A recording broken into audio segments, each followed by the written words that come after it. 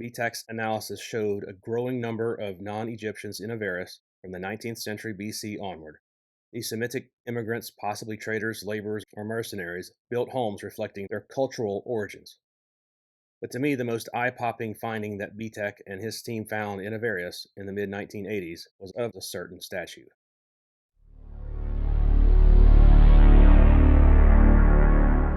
Many in the world will claim the Bible is more mythological than historical. And even when findings start to prove the accuracy of the Bible, like the Tel Dan Stele, the Pilate Stone, or the Dead Sea Scrolls, some of these individuals will either make up excuses to explain it away or simply ignore what was found. Remember, Jesus performed many miracles around a lot of people, and some still chose not to believe. I personally do not need physical proof that anything from the Bible actually happened to believe that the Bible is true. But when archaeology starts revealing truths written thousands of years ago, it is definitely an exciting boost to my faith that we can trust the Bible.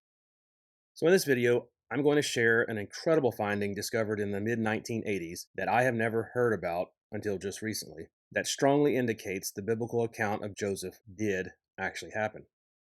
Joseph is one of my favorite narratives found in the Bible. He was 17 years old, betrayed by his brothers, and sold into slavery to Egypt. He was falsely accused by his master's wife and then thrown into prison. Then at age 30, he gets the chance to interpret Pharaoh's dreams, and then Joseph becomes elevated to a position of authority, second only to Pharaoh himself. The story ends with him saving many people from starvation during a severe 7-year famine, forgiving his brothers, and reuniting with his dad. You should really take the time to read Genesis 37 through 50 to see just how sovereign God is. And just because you may be suffering right now doesn't mean God isn't with you. He is still in control and always has a plan. But as I mentioned in the beginning, many don't believe that the Bible is historical, and thus do not believe that the Hebrews were in Egypt or that there was even an Exodus.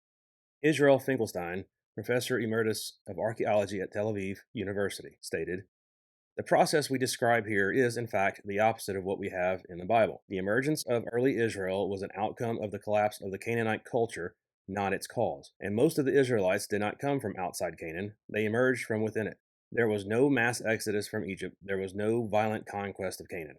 Zahi Hawass, Egyptian archaeologist and former minister of antiquities in Egypt, stated, "Really, it's a myth. Sometimes, as archaeologists, we have to say that never happened because there's no historical evidence."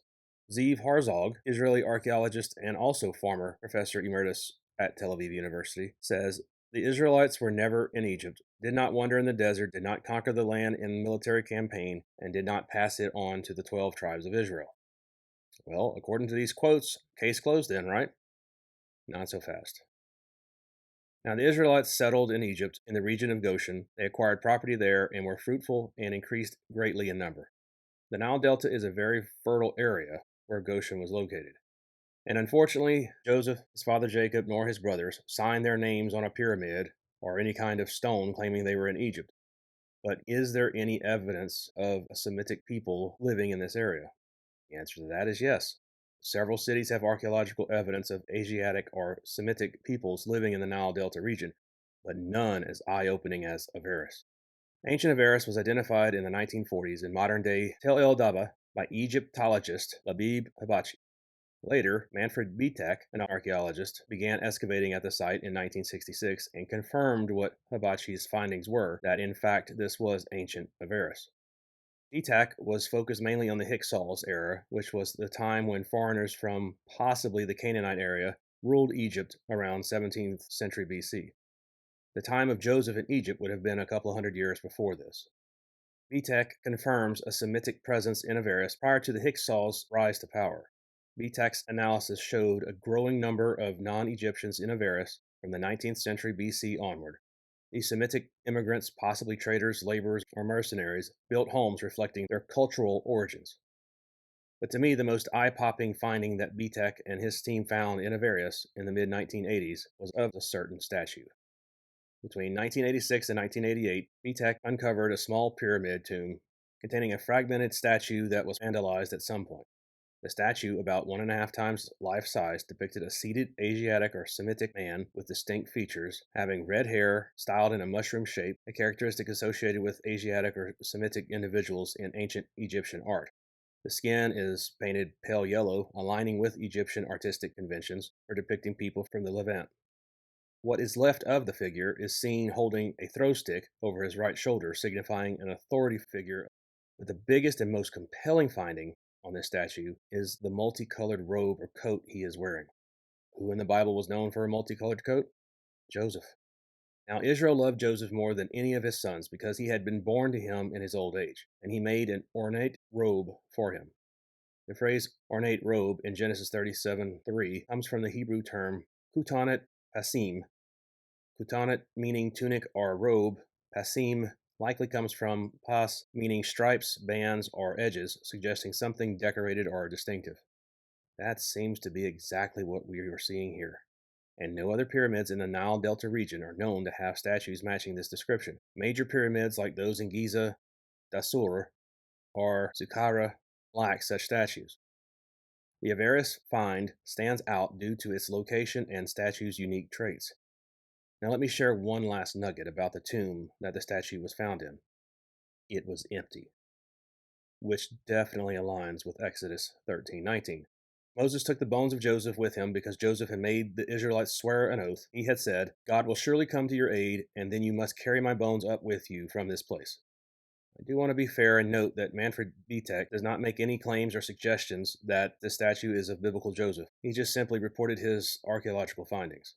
But regardless, we now know there was a Semitic group of people living in northern Egypt as far back as the 19th century BC.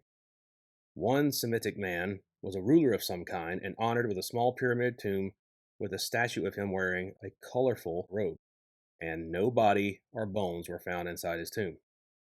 All of this just screams to me that this was the actual Joseph, the dreamer, the son of Jacob.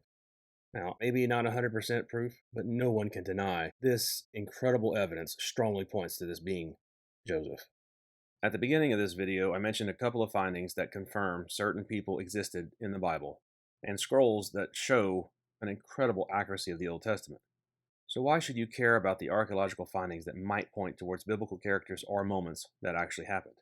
Because any findings not only provide a boost of faith that helps us trust the Bible more, but as archaeologists continue to prove the historical accuracy of the Bible, we can also gain confidence that the promises of the Bible will indeed come to pass.